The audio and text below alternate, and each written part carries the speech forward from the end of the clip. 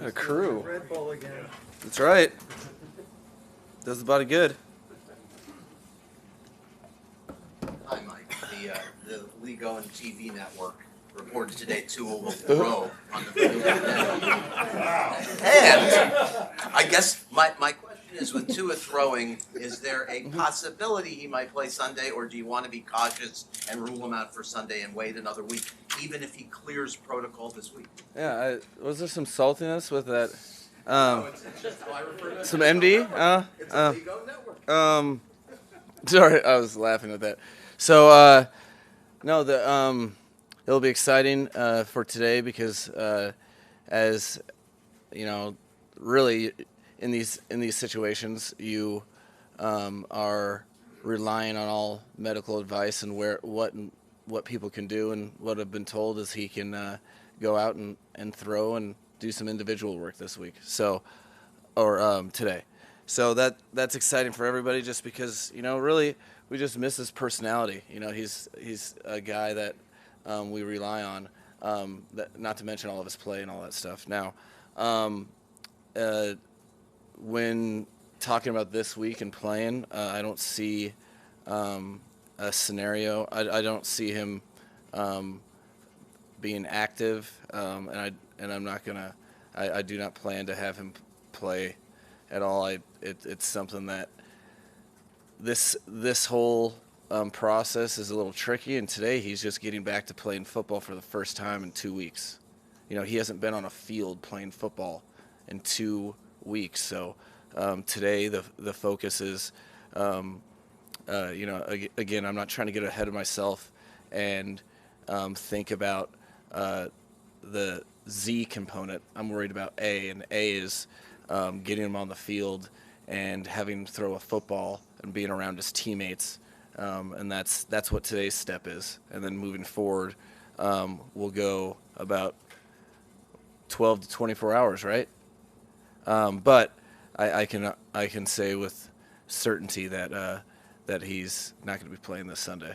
So what's the update on Bridgewater? What's the update on Bridgewater? Bridgewater, Teddy, right? Teddy is currently progressing through the protocol. He feels good.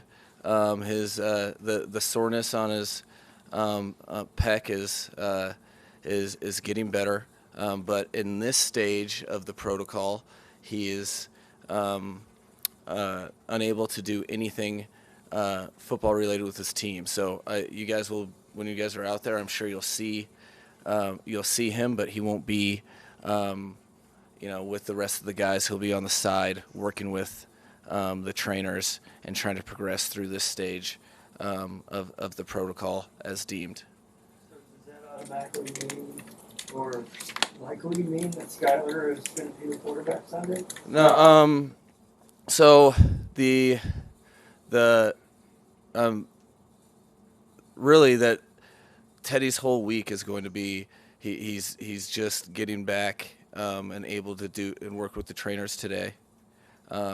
Tomorrow he'll be able to do a little bit of football in a limited capacity, and as a result, we'll be moving forward with planning on starting Skylar Thompson this week. You mentioned Teddy will be able to do limited tomorrow. Mm-hmm. If I'm correct, would that be stage 3 of where he is in the process? The stages are a foreign language to me. I don't really keep up with them because it's very simple. You're dealing with all these medical professionals that are giving you instructions on what someone's allowed to do. And what I do know is he's allowed to do non-contact football tomorrow in a limited capacity. So he's that's where we're at. I'm not really sure what stage that is, but that it's the stage as I understand it is that he can play a little football, but it can't be in any sort of situations where he can engage in contact, and thus it has to be a very limited role. Is there a scenario and what, oh, go ahead. Yeah, in regards to that, I know that position's different than others because of the prep during the week. Mhm. If he is, for say, cleared or Friday or Saturday, what's your comfort on being able to play without having much full practice? But that's a tricky question.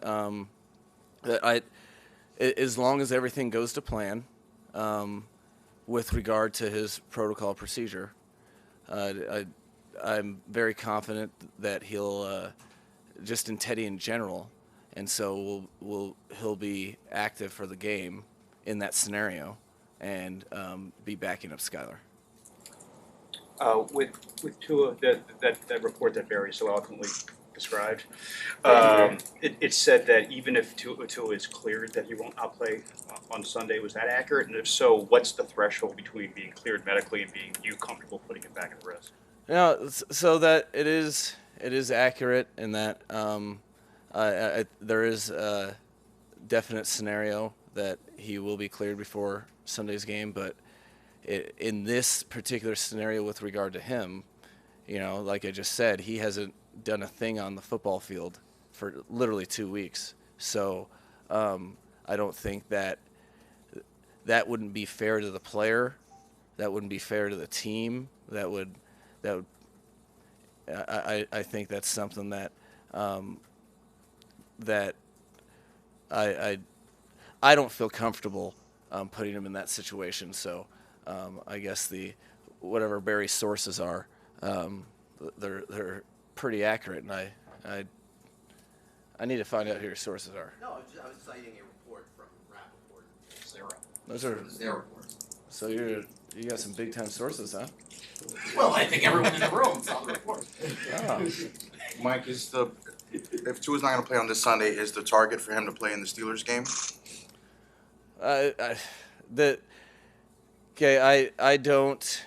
I'm just trying. I'm excited to get him on the football field, and see. There's some progressions we have to make in terms of, hey, he has to throw a pass.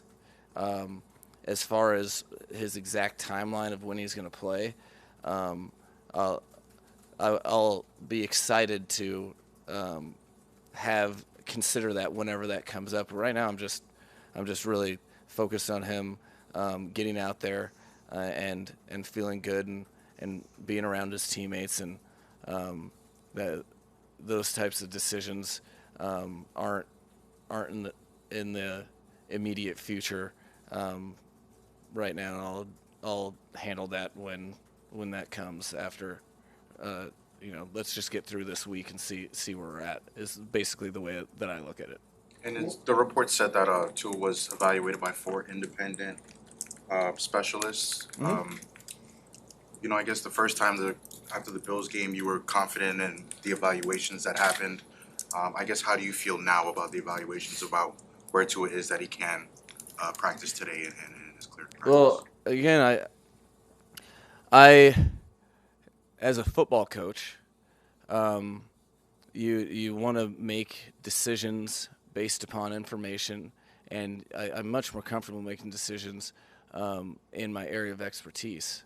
So it's one of the reasons why we were excited to get some of the best, most renowned people in their field of expertise and get their opinions on, and so that I'll be relying on those exclusively, because I do not fashion myself as a brain expert. So that's one of the reasons you get multiple opinions, and you see the most skilled, highly prepared, schooled, and knowledgeable professionals that you can get your hands on, so that you can have the most information possible from experts and not layman's.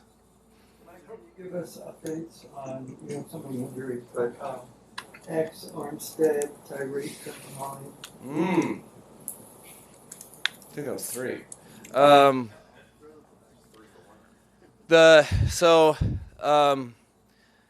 X and Armstead need the whole week.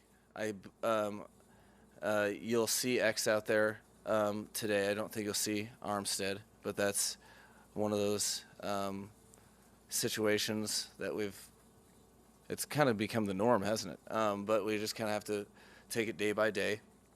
So I know they'll do the best they can to move forward and play the game because I know it's eating at them. And then the third, Tyreek Hill, he's he'll be out there today. He's going to get some work in, and he won't be practicing with a boot on.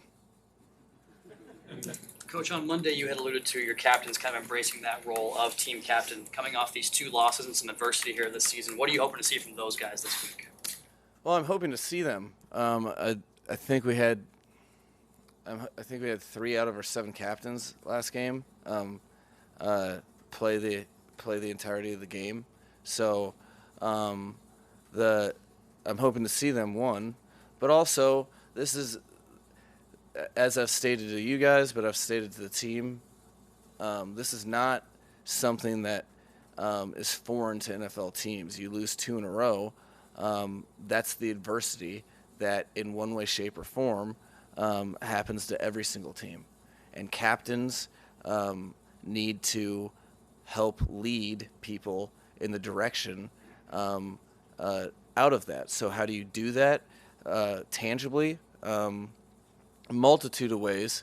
And you know, I really put a lot of pressure on those guys to make it their team, because it is. So, you know, one example that I was pumped about is I think you guys will have an open locker room today. Tyreek and the captains decided that you know, they wanted to take a step forward with all of their opponent prep with regard to the team and their preparation with our game plans in general. So he made the move to take the ping pong tables out of the locker room. That to me is leadership. To me, leadership is acting, not talking. There's a bunch of different examples from those guys, and that's why they're captains, and that's why I rely on them, because it's about solving problems, not complaining about them, and they collectively, as a group of players, wanted more time investment during the week on their jobs for Sunday. So instead of just saying it, they did something about it, and that's the whole reason that you know, I really have a lot of love for those guys. I wanted to ask you about Skylar. Because some coaches would start the veteran even on limited work as opposed to the rookie. What gives you the confidence that he's able to handle that moment? What gives me the confidence is that, you know, I wouldn't do it if I didn't think the team would agree in terms of their confidence for him. You know, you're always trying to keep the pulse of how everyone feels. You know, the quarterback's job is to make people better, and he's, as you guys have noticed, as a lot of people have noticed, he's not the run-of-the-mill rookie. But also, like, it's not just about the quarterback. It's about a collective group of individuals working together, and he's going to have the opportunity to have all the full speed reps this week because of the position that Teddy is in the protocol, and you know, we're very fortunate to have 3 quarterbacks that our guys really believe they can operate at a high level with. So it wasn't that difficult of a decision for me to make in this set of circumstances. When will you make a decision on Green Senate and whether you need to have a third quarterback available on game day? Yeah, you know, I think the way things are going, it's probably going to be later in the week because you know, I can't wait what's in store for me today. You know, there's a lot of moving pieces, especially when you have you know, limited game day active situation, and with all the guys that really strain to make it on game day with all of our bumps and bruises, that compounds that whole decision a little bit. So you end up having to take the week to kind of process everything, see where people are at, see to make sure that those guys feel healthy, and if the need is necessary, that does come at a cost to another roster spot for that game day active. So you have to assess where that comes from, what groups can afford that, and so there's a lot of different variables that go into that equation. What's one teaching point that maybe you could share with us that you've given to Skylar after his first real game action going into this week? I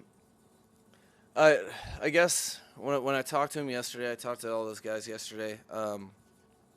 One thing I said to him is that you take stuff, you learn stuff, but you also have to understand what the situation was last week. I want you, he was, there were some things that he was definitely happy with. He definitely left the game feeling like, just like he thought in the preseason, that he's an NFL player, but also that, I made sure to, hey, look at these 10 plays that I know you're not happy with. Okay, what's this common denominator? There was some footwork stuff. There was some timing stuff, all of which you can kind of connect to. That was his first live full speed rep of that footwork, that concept, that that progression. So this week you're going to be afforded all of those full speed reps. Understand that game is that game. Take it for what it is. You got basically your first start out of the way. This week you have a great opportunity to hone in on the details of all the things you'll be asked to do on Sunday. And so move forward with that and gain confidence with that, because if that's the worst that we'll see, which, you talk about controlling the controllables, and you can, if you're going into a game, especially as a rookie, completely blind without reps, if that's the worst you're going to do, we're all right. So you should get confidence in an ironic way from that game, that you, without a shadow of a doubt, can play up to your own personal standard, and that I wanted him to, because to me that's a big deal, and it made me confident in him that he was able to do what he did, own the game plan, and be a pretty darn good decision maker without having anything full speed of that given game plan, which in this game, in the National Football League, the difference between that is the difference between an interception or a completion. So timing is everything. This full speed work is vitally important, and I know he's going to make the best of it this week. So be excited and just go after it, because everybody believes in you. Mike, did I hear you correctly when you said that if Teddy clears protocol that he would be backing up Skylar? If there's no setbacks and he clears protocol, yes, he'll be backing up. What kind of impact can that have for Skylar on the field? Because, on Sunday he goes in, first game action, no teammate, or I guess no quarterbacks on the sideline with him. How big of a difference will having somebody in the room on the sideline? Huge, because in a game experience for a quarterback, you get coached, there's a lot of stuff going on, and you're taking in information from 1, 2, 3 voices.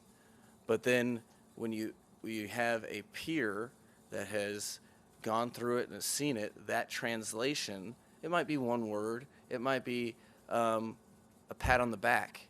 That teammate support is a very immensely huge thing for a player like that, and that's the great thing about that room, that we really I hope all the rooms on our team can really be inspired by that group, because they support each other, they make each other better, and it will make a definitive difference for sure, having that support from his brother on the sidelines this week, because it was a lonely sidelines last week. All Skylar had to talk to was Bevel and myself, and we're great guys, but not that great at conversations. Thank you guys. Thanks, Thank you.